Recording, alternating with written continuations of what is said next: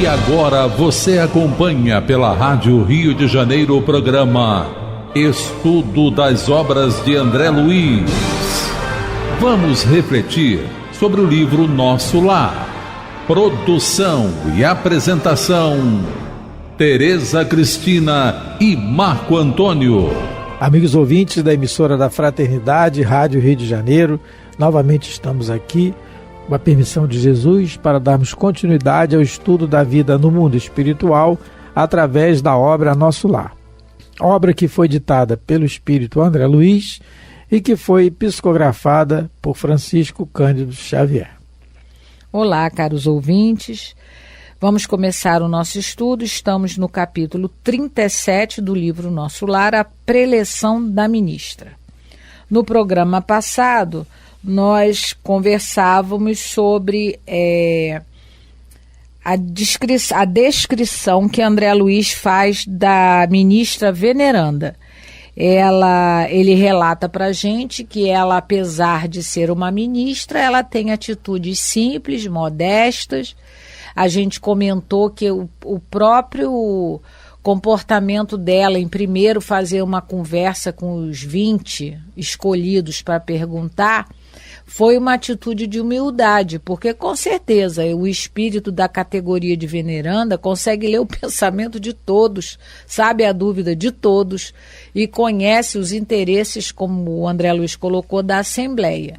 Então a gente comentou sobre isso, comentando também que nós devemos, por nossa vez, quando formos ouvir, escutar alguma palestra ou mesmo nas redes sociais, ler sobre algum assunto, vamos procurar saber o comportamento de quem escreveu, quem é essa pessoa que está escrevendo ou falando sobre algum assunto, se verdadeiramente ela conhece sobre o assunto que ela está tratando, como a gente viu lá no Evangelho segundo o Espiritismo, capítulo 21, item 9, a comunicação de Erasto. E antes da gente continuar, no programa passado, Tereza até citou, e como citou agora, porque ela faz uma palestra ligeira com os 20 companheiros que estão em volta dela, e sim, para informar-se das necessidades dominantes da Assembleia. Como a Tereza comentou, é claro que ela sabia disso, mas porque ela perguntando às pessoas, faz com que as pessoas participem também. Isso é característica do espírito superior. Ele não quer fazer nada sozinho. Ele sempre tem a cooperação, a participação. E denota essa humildade já, o patrimônio adquirido. Nós temos no livro Os Mensageiros um exemplo disso. Quando o André Luiz está na sua incursão no mundo, já primeiro trabalho dele, vamos dizer assim, efetivamente aqui entre nós, nos encarnados, e eles vão estacionar num posto de socorro. É o capítulo 16 do livro Os Mensageiros. E nesse posto de socorro tem um castelo em que eles vão entrar, é um posto de socorro. E o orientador dele, que está junto com ele, o Aniceto, ele vai e aperta uma campainha, né? O nosso orientador fazia mover-se quase perceptível campainha, ditado por ele aqui, disfarçada na muralha. Aí ele fala: creio que, se Aniceto estivesse só, não precisaria desse expediente, dado seu poder espiritual acima de todas as resistências grosseiras. No entanto, estávamos em sua companhia e, mais uma vez, quis igualar-se a nós por fidalguia de tratamento. Ocultar a própria glória é do código do bom tom nas sociedades espirituais nobres e santas. Olha que ensinamento.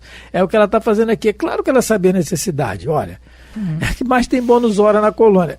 Com o governador, juntamente com o governador. Viu Jesus as férias resplandecentes. Não sabe a necessidade das pessoas que estão ali? Claro que sabe, mas é o que o André Luiz está explicando aqui no livro Os Mensageiros. Ocultar a própria glória é do código do bom tom nas sociedades espirituais nobres e santas. Então, é um ensinamento para nós exercitarmos isso. Porque a gente pode até não demonstrar, às vezes, a empáfia externamente, mas internamente. Será que a gente não tem? E a paciência de explicar de novo. Porque também tem isso. Ai, meu Deus, vai perguntar isso de novo. Vai perguntar de novo. Não é? Jesus, quem teve mais paciência conosco, para vir aqui na Terra e sofrer o que sofreu, né? Sabendo que nós íamos fazer isso com ele e com a mensagem dele. Quer dizer, né, com o cristianismo nascendo, com o cristianismo nascente que nós fizemos. Então é isso, né? Que nós possamos ter um aprendizado em cima disso também. Então, continuando, né? Oi. Isso. Vamos continuar a ler a partir do parágrafo 20. Então, quer dizer, vamos ler o 19 para fazer sequência.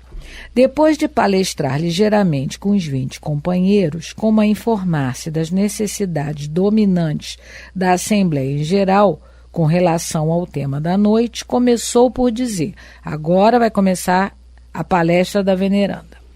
Como sempre, não posso aproveitar a nossa reunião para discursos de longa tiragem verbal, mas aqui estou para conversar com vocês, relacionando algumas observações sobre o pensamento. Então, a gente agora tem notícia de que a palestra vai ser sobre, o assunto é o pensamento. Só antes da gente entrar no pensamento, só mais um detalhe aqui, que a gente tinha anotado aqui.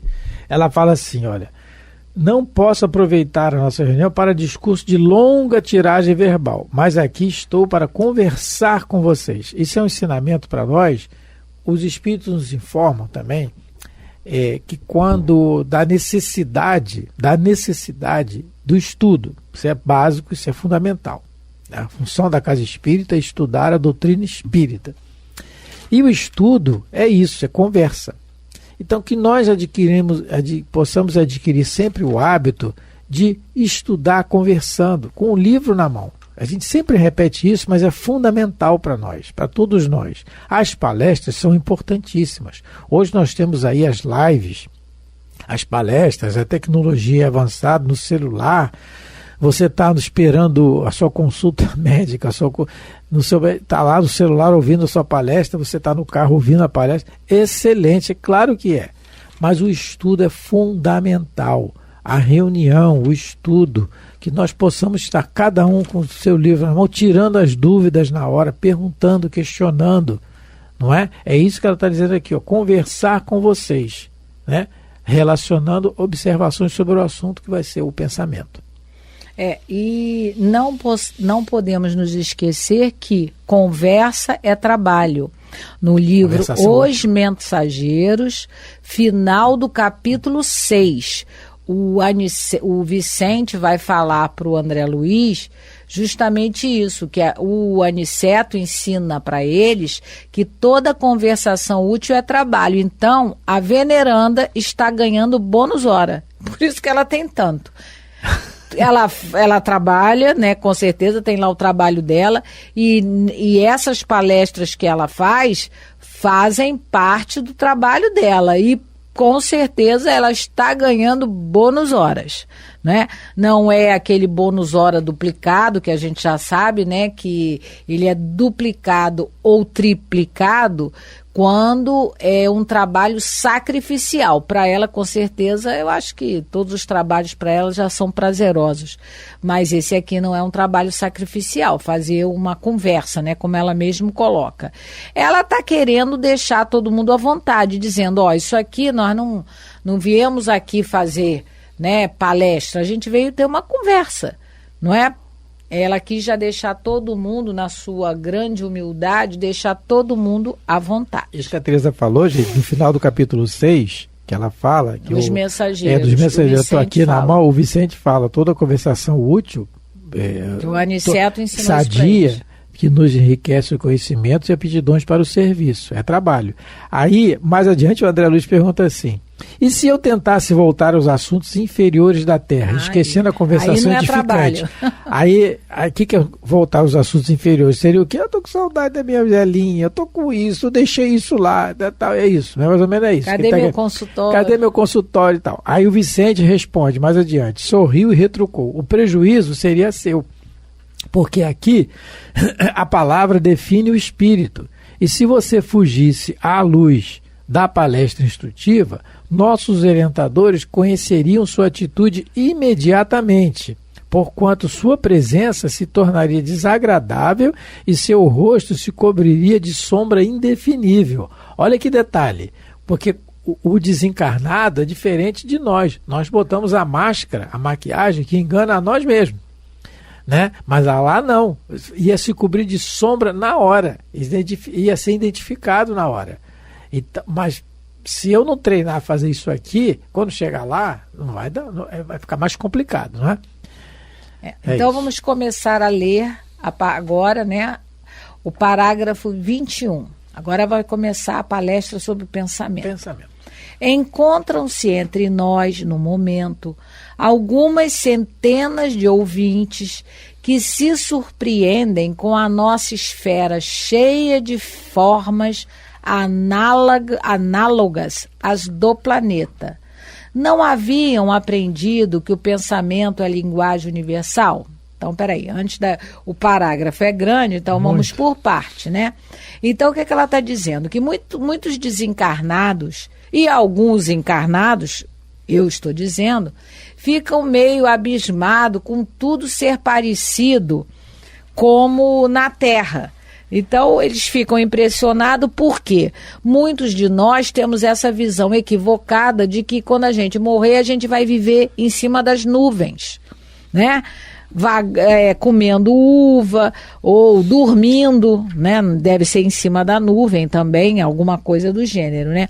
Mas na pergunta 278 do Livro dos Espíritos, deixa eu procurar aqui para ler direitinho, para não ter problema. Enquanto a Teresa procura, essas criações que ela está falando aqui são indagações que são feitas por quase todos nós, né? Quase todos nós, quando nós adentramos no conhecimento do Espiritismo. E quando lemos o Nosso Lar. O livro Nosso Lar, quando foi lançado, foi muito escândalo, assim, entre aspas, no movimento espírita mesmo da época. Sim. Como é que pode ter isso lá? Que rio azul é esse? Isso é da cabeça do Chico. Isso é da cabeça do Chico que está obsediado, coitado. Mas esqueceram de ler a pergunta 278 do Livro dos Espíritos. Vai ler agora, exatamente. Os espíritos, pergunta de Kardec. Os espíritos das diferentes ordens se acham misturados uns com os outros? Resposta: sim e não. Quer dizer, eles se veem, mas se distinguem uns dos outros. Evitam-se ou se aproximam, conforme a simpatia ou a antipatia que reciprocamente uns inspiram aos outros, tal qual sucede entre vós. Constituem um mundo do qual o vosso é um pálido reflexo. É isso, esse trecho da resposta que nos interessa. Então, o mundo espiritual é um mundo do qual o nosso é um reflexo. Se a gente tem o que tem aqui, é porque no mundo espiritual tem muito mais. Aqui é um pálido... e melhor. O superior, né? Exatamente. O superior. O superior. É um pálido reflexo. É um pálido reflexo do que tem lá.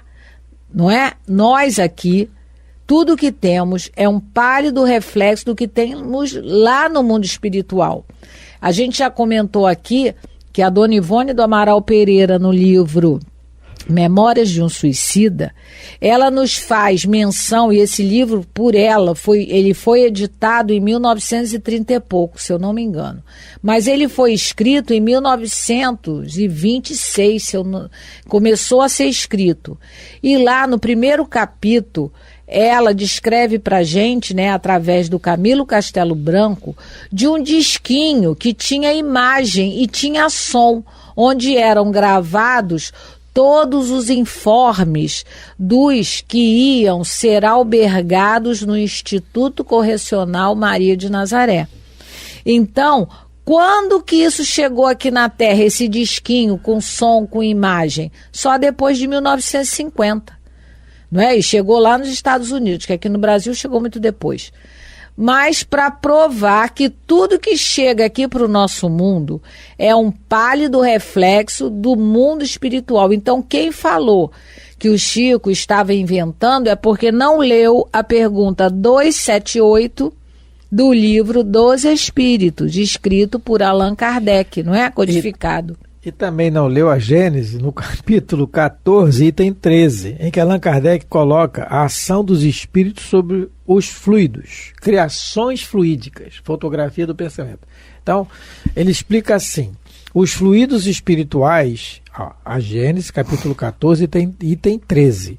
Os fluidos espirituais, que constituem um dos estados do fluido cósmico universal, são, a bem dizer, a atmosfera dos seres espirituais, o elemento de onde eles tiram os materiais sobre o que operam. Olha aqui. O meio onde ocorrem os fenômenos especiais, perceptíveis à visão e à audição do espírito, mas que escapam aos sentidos carnais, impressionáveis somente à matéria tangível. O meio onde se forma a luz peculiar ao mundo espiritual difere pela causa e pelos efeitos da luz ordinária. Aí ele continua no item 14. Os espíritos atuam sobre os fluidos espirituais não manipulando-os como os homens manipulam os gases, mas empregando o pensamento e a vontade. Para os espíritos, o pensamento e a vontade são o que é a mão para o homem. Pelo pensamento, eles imprimem aqueles fluidos tal ou qual direção. Olha só o que ele vai falar agora. Os aglomeram, combinam ou dispersam, organizam com eles conjuntos que apresentam uma aparência, uma forma, uma coloração determinadas. Mudam-lhe as propriedades como um químico muda a dos gases e de outros corpos, combinando segundo certas leis. É a grande oficina ou laboratório da vida espiritual. E depois tem outras considerações muito importantes. Então, Allan Kardec está dizendo isso aqui porque são as observações que ele fez. E não foram poucas não, hein? Foram muitas observações que ele fez pelas informações que os espíritos dão. Não é? E a ministra Veneranda está repetindo aqui. Isso que Kardec colocou então, quando a gente Gênesis. se indignar com alguma coisa, que a gente vá na obra básica. É claro que Kardec não tinha os detalhes das informações que muitas vezes nos livros... Não, ele tinha. Ele não podia era falar. Não podia era falar, mas não botou os detalhes das informações que tinha o conhecimento como a gente tem. Por isso, gente, a necessidade de nós termos a obra básica no nosso raciocínio, sempre compilando ela, mas também concomitantemente com as obras de André Luiz, porque nos explica o mundo espiritual. Nós temos o espiritismo raciocinado antes e depois do Chico. Sim, então, olha, vamos continuar aqui a leitura. Vou repetir. Encontram-se entre nós, no momento, algumas centenas de ouvintes que se surpreendem com a nossa esfera, cheias de formas análogas às do planeta. Então, a gente já viu na pergunta 278 do Livro dos Espíritos, na Gênese, Kardec falando sobre o fluido, e na pergunta 278, os espíritos dizendo que tudo aqui no nosso mundo é uma pálido reflexo do que acontece no mundo espiritual. E aí ela continua. Não haviam aprendido que o pensamento é a linguagem universal? Não foram informados de que a criação mental é quase tudo em nossa vida? São numerosos os irmãos que formulam semelhantes perguntas. Então, ela está colocando, né, que será que as pessoas nunca se indagaram sobre a força do pensamento? E Jesus teria dito sobre isso. Jesus, há 2000 anos, falou que a gente poderia cometer erros não só através das palavras e dos atos, mas também pelo pensamento. Podeis errar por pensamentos, palavras e obras. Isso é mensagem de 2000 anos atrás. Jesus não podia abrir de uma maneira tão clara para explicar a questão do pensamento como Allan Kardec, né, sob orientação dos espíritos superiores, falou para nós. Então, o pensamento, como a gente já sabe, né, que o Marco até leu na Gênese, é a mão do espírito. Nós aqui na Terra também usamos o nosso pensamento para criar as coisas. Se a gente quer fazer um bolo, primeiro a gente tem que pensar que bolo a gente vai fazer, tem que pensar, eu tenho todos os ingredientes para fazer o bolo? Não é? Eu tenho gás para botar o bolo no forno? No mundo espiritual é a mesma coisa, só que aqui nós temos a matéria, né? Essa matéria aqui que conhecemos, que é feita de hidrogênio, de oxigênio, de carbono, a gente tem que, de alguma maneira, manipular o fluido cósmico aqui da Terra, enquanto encarnados. Mas os espíritos no mundo espiritual fazem a mesma coisa em todos os mundos. O fluido cósmico universal, o fluido, o hausto do Criador, matéria cósmica, seja o nome que queiramos dar, é o pensamento que manipula esse fluido. No mundo espiritual, manipula a matéria do mundo espiritual. No mundo corporal, manipulamos a matéria corporal. Então, lá também, se tem escola, se tem roupas, comida, tudo o pensamento manipulando a matéria do mundo espiritual. Com certeza, até nos mundos felizes, né? Nos mundos talvez celestes, também o pensamento é que modela a matéria. Por quê? Criar só Deus. Então a gente pode dizer que o nosso pensamento ele é co-criador, porque nós somos co-criadores. Em plano menor, como diz André Luiz no livro Evolução em Dois Mundos, e em plano maior. Então, Tereza Cristina, ela é co-criadora para fazer, para plantar uma árvore, para fazer um bolo, para gerar filhos. Mas a Tereza Cristina não tem capacidade de criar um planeta, não é? De estruturar um planeta como Jesus. Você tem capacidade de plantar uma árvore, não tem capacidade de criar uma semente do nada. Não tem como. E nem criar um planeta, mesmo né? Em laboratório, estruturar alguém pegou a matéria já existente aqui. Né? Já existente. Então, o nosso pensamento, como ela diz aqui, é a linguagem universal. E a criação mental é quase tudo em nossa vida. Depois da criação mental, só Deus. Não é? Então, na nossa vida, nós temos Deus e as suas leis e aquilo que a gente faz delas, né? O nosso pensamento. Esse assunto é muito interessante, a gente vai falar alguns programas sobre a questão do pensamento, né? Mas isso já tem que ficar claro para todos nós. O nosso pensamento é co-criador, a gente é co-criador em plano menor, nós espíritos inferiores, os superiores são co-criadores em plano maior. E todos nós, a que nível evolutivo estivermos, todos nós criamos através do nosso pensamento. O grande problema é, estamos criando coisas boas, estamos criando para o bem ou estamos criando para o mal? Não é? Mas isso a gente vai, assuntos para os próximos programas, não é?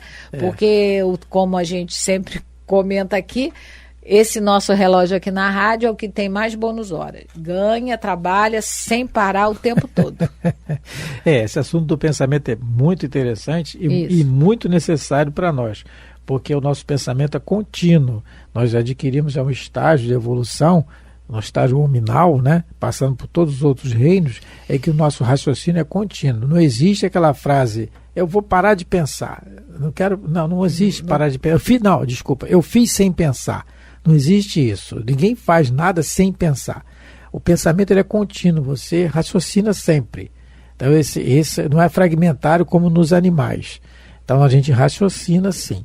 É claro que tem mais animais mais evoluídos do que os outros, mas não é fragmentário como eles. Então a nossa responsabilidade perante isso é imensa. É isso que a gente vai colocar também muito aí em algum, talvez mais de um programa, né? Só sobre essa questão do pensamento. E a palestra dela é grande, hein? Ela fala muita coisa aqui sobre o pensamento. Então a importância dele, não é? Porque lembrando que todos esses que estão assistindo a palestra veneranda, eles vão reencarnar. Bom, muito obrigado pela atenção. Estamos chegando mais ao final, pelo carinho de nos ouvir e esperamos ter contribuído para algum raciocínio positivo no bem. Muita paz de Jesus nos seus lares e em vossas vidas. Fiquem com Deus. A Rádio Rio de Janeiro apresentou o programa Estudo das Obras de André Luiz.